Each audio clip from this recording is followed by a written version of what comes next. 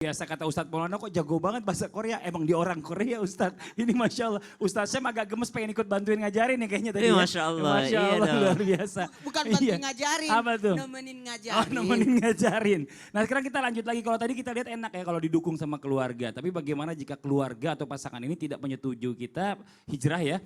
Bahkan sampai ditentang. Nah ini apa yang harus dilakukan nih. Terus aku mesti ngapain. Kalaupun teman nih gak tinggal bareng sama kita. Tapi kan kalau keluarga kan tiap hari ketemu. Bagaimana nih yang dilakukan Kokolim nih. Terutama ya Masya Allah silakan.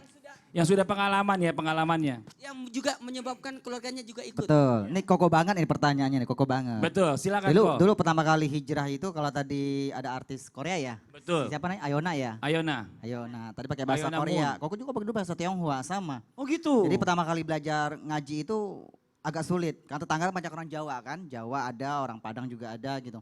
Jadi ketika diajarkan ulaika. Ulaika.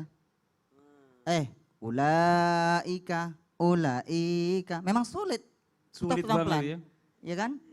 Begitu saya bilang, yang panjang itu oh iya ular itu panjang katanya. Ulae itu ulanya yang panjang, jadi ulaika, bukan ulaika, itu kan salah. Iya, Jadi iya, pelan-pelan. Nah, jadi subhanallah. Jadi kalau kita sampai hijrah, tetapi ada pihak keluarga kita yang tidak senang sama kita ditentang dan sebagainya. Betul. Maka solusinya pertama seperti baginda Rasulullah dan sahabat-sahabat Rasulullah. Apa itu? Berdakwah diam-diam. Jadi kita hijrah itu dengan cara diam-diam dulu, bertahap diam-diam. Seperti sahabat Rasulullah ketika masuk Islam, ya supaya nggak ditentang sama keluarganya, masyarakatnya yang Quraisy non Muslim. Akhirnya apa? Ada budak yang hijrah ke agama Islam sampai mereka melaksanakan sholat 5 waktu itu, mereka melaksanakan sholat itu sampai ada naik ke gunung. Kenapa? Sembunyi dari majikannya ini budak. Karena kalau ketahuan pasti akan disiksa. Pertama dengan cara diam-diam. Kokolim sama. Dulu pertama kali hijrah ke agama Islam tahun 1994. Berarti sekarang sudah 26 tahun menjadi seorang muslim. Diam-diam dulu. Berapa bulan kemudian ketahuan sama ayahanda. Nah, ketika ketahuan ditantang, kita harus paham apa? Ketika sudah mendapatkan tantangan seperti ini, pertama, satu, usahakan kita bisa hijrah. Hijrah dari tempat. Itu dianjurkan kalau memang mendapat siksaan, lebih baik kita menghindar dulu nih. Kita hijrah tempat. Ya kan? Nah, ketika mendapat tantangan, pertama dahulukan Allah, dahulukan Rasulullah dan dahulukan agamanya. Kenapa?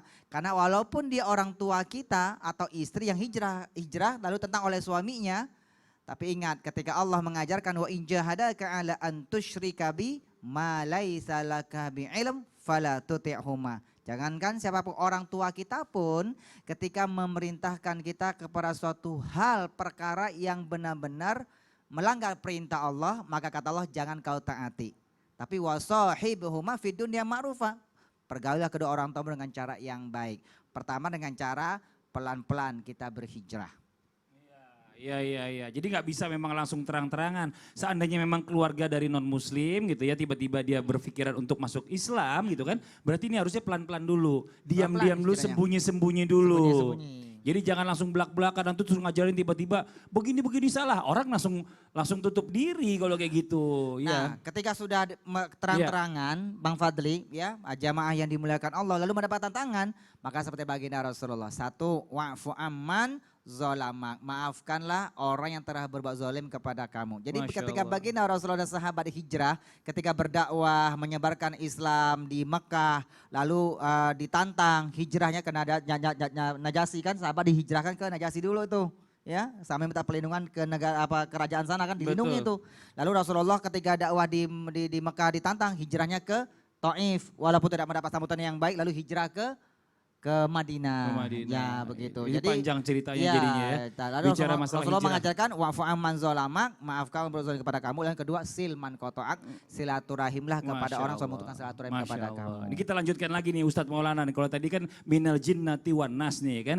Kalau tadi dari orang, sekarang dari jin nih yang suka masuk dalam mimpi. Orang udah hijrah tiba-tiba dibisik-bisikin lewat mimpinya dengan beginilah gambarannya, begitulah gambarannya sehingga orang jadi ragu. Nah, ini bagaimana cara menghadapinya Ustadz? Iya.